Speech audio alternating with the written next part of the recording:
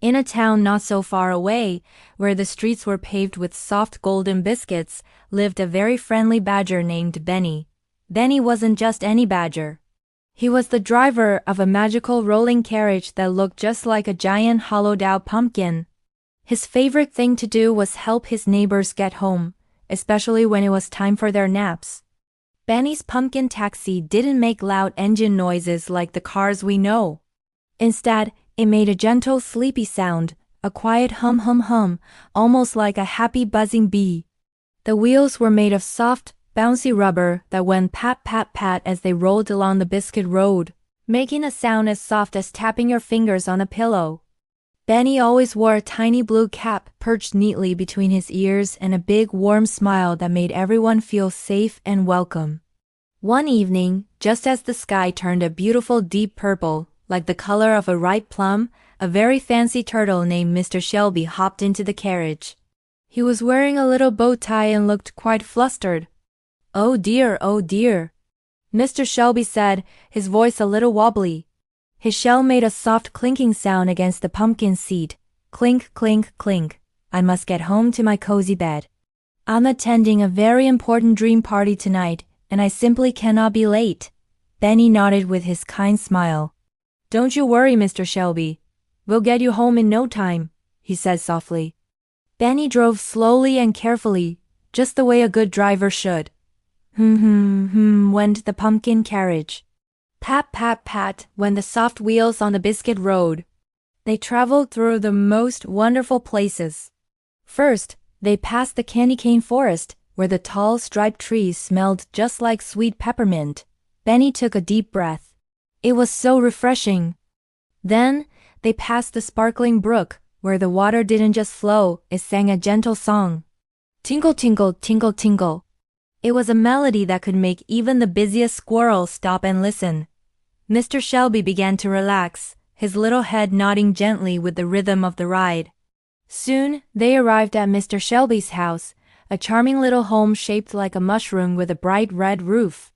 The turtle thanked Benny for the peaceful ride and waddled inside, ready for his cozy bed and his exciting dream party. Then he waved goodbye and was just about to drive away when his eyes caught a little glimmer on the back seat. There, sparkling under the soft glow of the moonlight, was a beautiful golden pocket watch. It had tiny intricate gears visible through the glass, and it was ticking softly. Tick-tock, tick-tock. Benny recognized it immediately. It was Mr. Shelby's favorite watch. He had been polishing it just that morning. Benny knew right away what he had to do. In his heart, he believed that being honest was the most important thing in the world, more important than being tired, and more important than going straight home to his own warm bed, which was calling his name. Even though a big yawn stretched across his face, Benny didn't keep the watch. He didn't think, "Oh, I'll just return it tomorrow." He knew Mr. Shelby would be worried. So, he turned the pumpkin carriage right around. Pat, pat, pat. Back down the biscuit road they went. When he arrived back at the mushroom house, Benny didn't want to wake the whole neighborhood. So he knocked very softly on the little wooden door. Tap, tap, tap. A moment later, the door creaked open, and there was Mr. Shelby in his pajamas, looking very worried. "Oh, Benny, I was just about to look for you. I've lost my watch." Benny smiled and held out the golden watch. "Mr. Shelby," Benny whispered, "you left your watch in my carriage. I wanted to make sure you had it for your dream party." Mr. Shelby's little eyes filled with happy tears.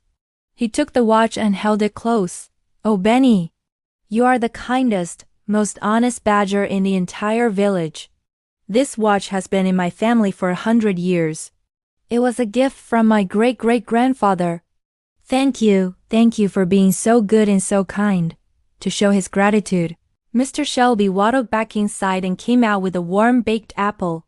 The apple was perfectly roasted, smelling of sweet cinnamon and spice. He handed it to Benny. "Here," he said.